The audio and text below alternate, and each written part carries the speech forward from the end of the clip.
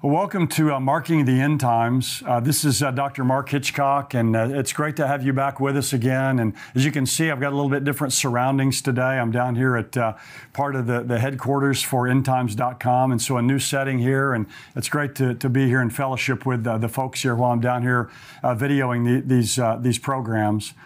But what this program is all about is, as you know, if you've been with us before, is we look at current events through the lens of Bible prophecy.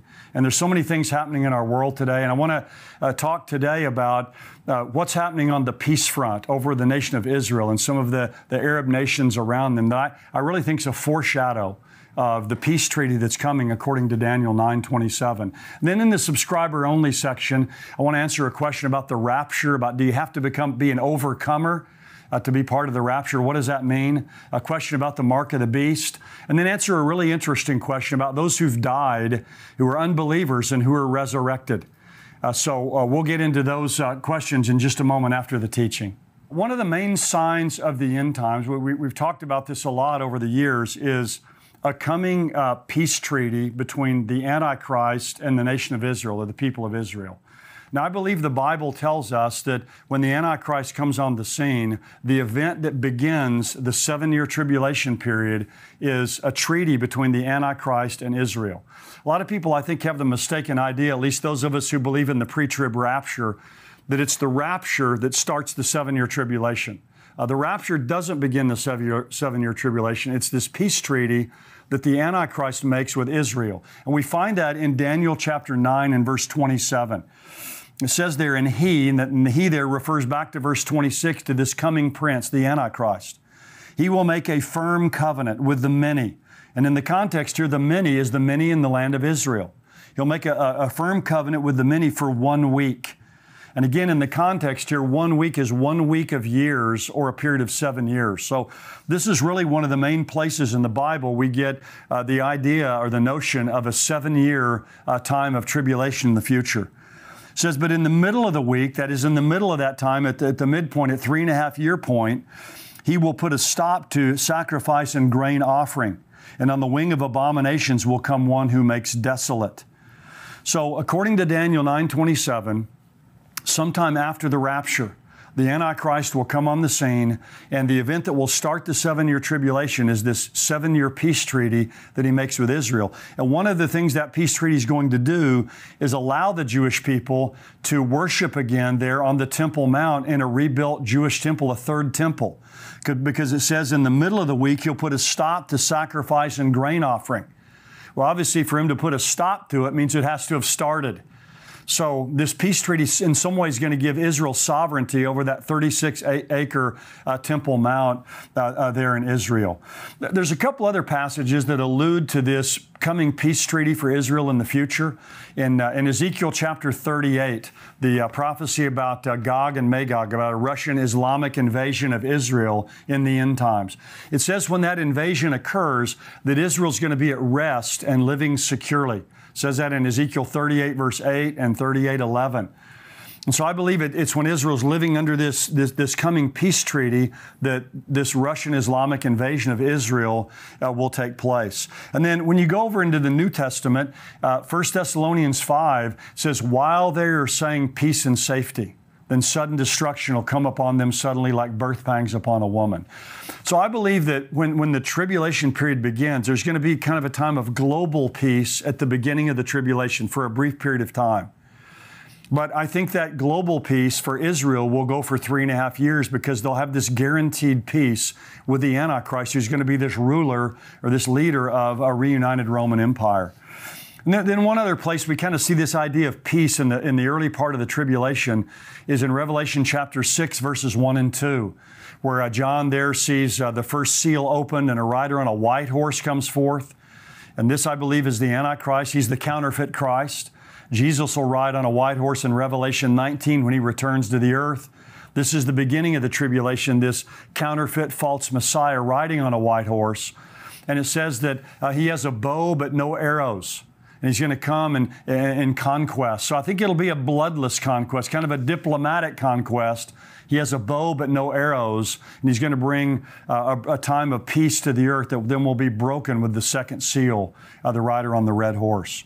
But anyway, with all that background, we've seen movements in Israel in the last couple of years towards a peace. Now, nothing that we see today is the peace treaty between the Antichrist and Israel, because we're not in the tribulation yet and the Antichrist hasn't arrived. But this is kind of the build-up or the setting of the stage for that. In Daniel 9:27, when it says he'll make a firm covenant with the many for 1 week, some believe that word firm there, the Hebrew word, has the idea of a compelled covenant or even a strengthened or confirmed covenant. So it may be when the Antichrist comes, there's already some kind of a peace framework in place, and he's going to simply come and strengthen or confirm a covenant that already exists. And with Israel, the nation of Israel, of course, they've been at war with their enemies there that surround them for decades, ever since 1948 and the rebirth of the modern state of Israel. Israel signed a peace agreement with Egypt in 1979. They got peace with Jordan in 1994. But more recently, between August and December of 2020, President Trump and his administration were able to broker what were called the Abraham Accords. And what that was a series of treaties normalizing diplomatic relations between Israel and 4 Arab nations: the United Arab Emirates, Bahrain, Morocco, and Sudan. And of course, this has all been soundly condemned by the Palestinians. But it's easy to see, I think, how these Abraham Accords could be the build-up or the setting of the stage for some type of greater covenant that the Antichrist will bring about. Benjamin Netanyahu is going to become prime minister in Israel. And there's concern that maybe his administration, being more of a right-wing administration, may jeopardize these Abraham Accords. But he's made every commitment that he can that these are going to continue. In fact, maybe even increase. Experts from Israel and 6 Arab countries right now are meeting in Morocco to discuss further implications of their coexistence together. It's December 5th through the 7th. And last year they had what was called the Negev Forum back in February, but this is called the N7 meeting. The letter N stands for normalization. So it's this normalization of relations, and the 7 stands for the number of nations that are meeting there. So it's a multilateral meeting. This will be the second one. They met last year, but this one in Morocco is the second one. And again, it's Israel, United Arab Emirates, Bahrain, Morocco, Sudan, Egypt, and Jordan. So a 3-day meeting there. At the same time this is happening, the Israeli president, now again, not the prime minister Benjamin Netanyahu, but the president, Isaac Herzog, is addressing the Atlantic Council in Washington, talking about these accords and these treaties that they have and trying to foster those and deepen them. But Benjamin Netanyahu has made very clear here recently that he believes that Saudi Arabia is the big prize. And he believes that none of these other nations would have entered into these Abraham Accords with Israel without Saudi Arabia's approval, because they're kind of the big power broker there in that part of the world. Benjamin Netanyahu traveled there to Saudi Arabia about 2 weeks ago, and he met with the crown prince there, Salman. Nothing's been said really about what they discussed, but many believe that Benjamin Netanyahu is really pressing him on becoming part of these Abraham Accords. In an interview in late October, here's what Benjamin Netanyahu said. He said, "The big prize is Saudi Arabia, which I intend to achieve if I go back in office." And then he said this: "I intend to bring the Arab-Israeli conflict to a close." Now, that's a bold statement with everything that's happened. So the big prize is Saudi Arabia. He intends to bring them into the Abraham Accords, and he intends to bring the Arab-Israeli conflict to a close. And at the same time, also, he's saying we're having to roll back Iran's nuclear program, which that fits in with the prophecies in Ezekiel 38 and 39. So What we see today could be the embryonic stages of this treaty that the Antichrist will come and strengthen and confirm when he comes to power in the end times. And if Saudi Arabia becomes part of it, that will be a significant movement forward in these accords. We could expect, I think, a lot of other Arab nations to join in at that time as well. So time will tell.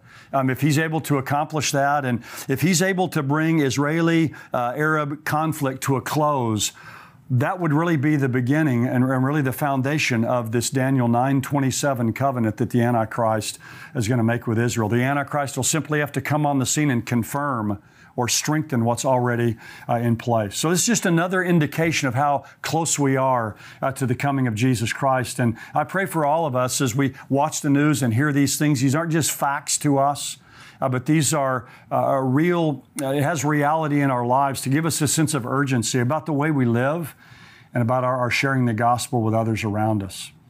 We're going to move now into the subscriber section where I'm going to answer some questions, one about the mark of the beast, one about those who've died, who are unbelievers, who will be resurrected.